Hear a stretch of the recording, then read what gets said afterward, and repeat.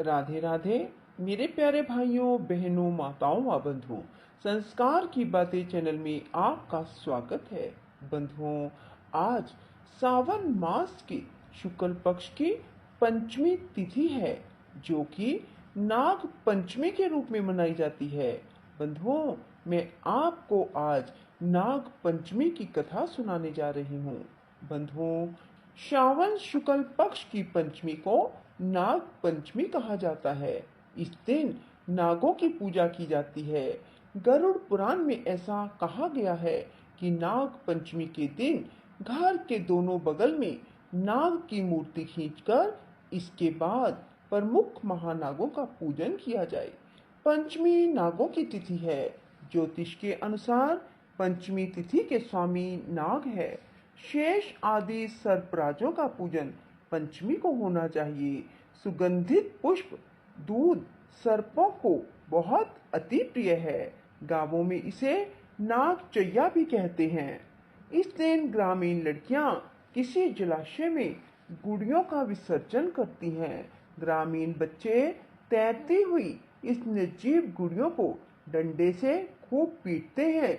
इसके बाद बहन उन्हें रुपयों की भेंट तथा आशीर्वाद देती हैं।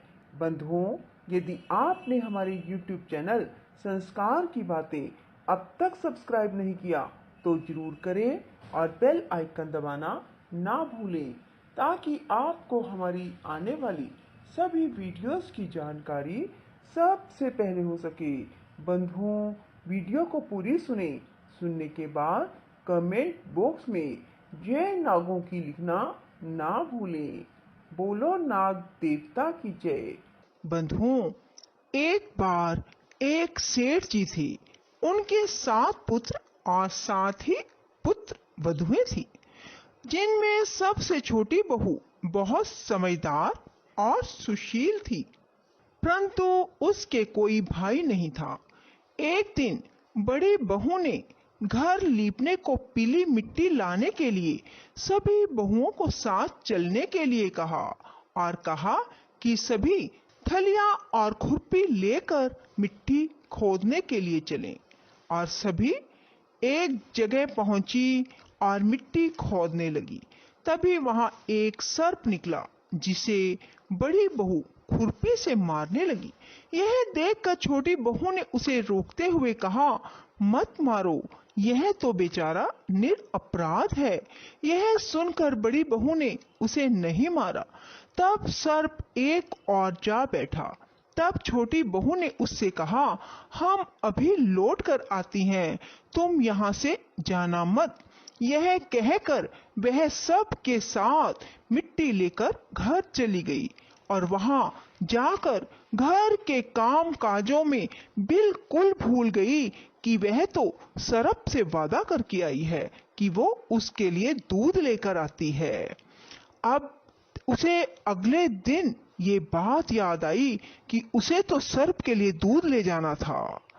तभी उसने दूध उठाया और सर्प को दूध पिलाने के लिए चल पड़ी। उसने देखा कि सर्प तो वहीं बैठा है। उसने कहा, सर्प भैया, मैं आपके लिए दूध लेकर आई हूं। तब सर्प कहने लगा, तू भैया कह चुकी, इसलिए तुझे छोड़ देता हूं, नहीं तो तूने मेरे साथ झूठा वादा किया। मैंने तो तुझे अभी इस समय डस लेना था। वह बोली, भैया मुझसे भूल हो गई, उसकी क्षमा मांगती हूँ। तब सर्प बोला, अच्छा, तू आज से मेरी बहन हुई और मैं तेरा भाई हुआ, तुझे जो मांगना हो मांग ले। वह बोली, भैया मेरा कोई नहीं है, अच्छा हुआ जो तू आज मेरा भाई बन गया। कुछ दिन बीत गए। सावन का महीना आया और सेठ की सभी बहुओं अर्थात सेठ की 6 बहुओं के भाई उन्हें लेने आए, क्योंकि ये एक रीत है कि सावन के महीने में सभी बहुएं अपने मायके जाती हैं। और अब छोटी बहू बेचारी रोने लगी, क्योंकि उसके कोई भाई नहीं था। तभी जो सर्प था वो मनुष्य का रूप धारण करके उसके वहां आया और सेठ जी को बोला कि मैं अपनी बहन को लेने के लिए आया हूँ। तब सेठ जी बोले कि इसके तो कोई भाई है नहीं। तब उसने कहा कि मैं इसका दूर के रिश्ते में भाई हूँ, बचपन में ही बाहर चला गया था।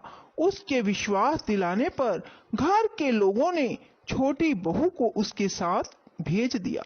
उसने मार्ग में बताया कि मैं वही सर्प हूँ, इसलिए तू डरना नहीं। जहाँ चलने में कठिनाई हो वहां मेरी पूंछ पकड़ लेना।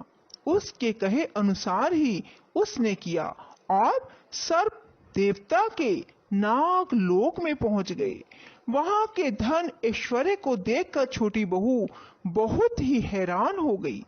एक दिन सर्प की माता ने उससे कहा, मैं किसी काम से बाहर जा रही हूँ, तू अपने भाई को ठंडा दूध पिला देना। उसे यह बात ध्यान न रही और उससे गरम गरम दूध पिलाया गया, जिसमें उसका मुख बेतरह से जल गया। यह देखकर सर्प की माता बहुत क्रोधित हुई, परंतु सर्प के समझाने पर शांत हो गई। तब सर्प ने कहा कि बहन को अब उसके घर भेज देना चाहिए। तब सर्प और उसके पिता ने उसे बहुत सा सोना, चांदी, जवाहरात, वस्त्र, आभूषण देकर उसके घर पहुंचा दिया। इतना ढेर सारा धन देखकर बड़ी बहू ने ईर्ष्या से कहा, भाई तो बड़ा धनवान है, तुझे तो उससे और भी धन लाना चाहिए। सर्प ने यह वचन सुना तो सब वस्तुएं सोने की ला कर दे दी। यह देखकर बड़ी बहू ने कहा, इन्हें झाड़ने की झाड़ू भी सोने की होनी चाहिए। तब सर्प ने झाड़ू भी सोने की लाकर रख दी। सर्प ने छोटी बहू को हीरा मनियों का एक अद्भुत हार भी दिया। उसकी प्रशंसा उस देश की रानी ने भी सुनी और वह राजा से बोली कि सेठ की छोटी बहू का हार यहाँ मुझे ला कर दो। राजा ने मंत्री को हुक्म दिया कि उससे वह हार लेकर शीघ्र यहाँ उपस्थित हो। मंत्री ने सेठ जी से जाकर कहा कि महारानी जी छोटी बहू का हार पहनेगी, यह उससे लेकर मुझे दे दो।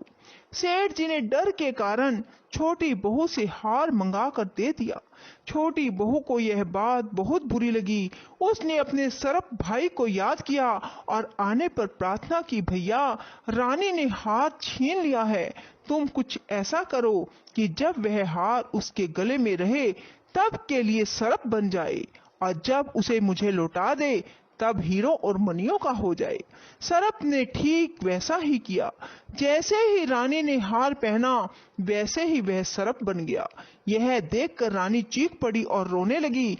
यह देखकर राजा ने सेठ के पास खबर भेजी कि छोटी बहू को मेरे पास लेकर आए। सेठ जी डर गए कि राजा ना जाने क्या करेगा। वे स्वयं छोटी बहू को साथ लेकर वहां पहुंचे। राजा ने छोटी बहू से पूछा, तूने क्या जादू किया है, मैं तुझे दंड दूंगा। छोटी बहू बोली, राजन धृष्टता क्षमा कीजिए, यह हार ही ऐसा है कि मेरे गले में हीरो और मनियों का रहता है और दूसरे के गले में सर्प बन जाता है। यह सुनकर राजा ने वह सर्प बना हार उसे देकर कहा, अभी पहन कर दिखाओ। छोटी बहू ने जैसे ही उसे पहना वैसे ही वह हार हीरे और मनियों का बन गया। यह देखकर राजा को उसकी बात का विश्वास हो गया और उसने प्रसन्न होकर उसे बहुत सी मुद्राएं भी पुरस्कार में दी। छोटी बहू उन सब वस्तुओं को लेकर और हार को लेकर अपने घर लौट आई। उसके धन को देखकर बड़ी बहू ने ईर्ष्या के कारण उसके पति को सिखाया कि छोटी बहू के पास कहीं से धन आया है। यह सुनकर उसके पति ने अपनी पत्नी को बुलाकर कहा, ठीक ठीक बता कि यह धन तुझे कौन देता है। तब वह सर्प को याद करने लगी। तब उसी समय सर्प ने प्रकट होकर कहा, यदि मेरी धर्म बहन के आचरण पर संदेह प्रकट किया तो मैं तुझे खा जाऊंगा। यह सुनकर छोटी बहू का पति बहुत प्रसन्न हुआ और उसने सर्प देवता का बड़ा सत्कार किया। उसी दिन से नाग पंचमी का त्योहार मनाया जाने लगा और स्त्रियां सर्प को भाई मानकर उनकी पूजा करने लगी। बोलो नाग देवता की जय। राधे राधे। जय श्री कृष्णा। बंधुओं, यदि आपको हमारी वीडियो पसंद आए तो इसे लाइक करें और शेयर भी जरूर करें। धन्यवाद।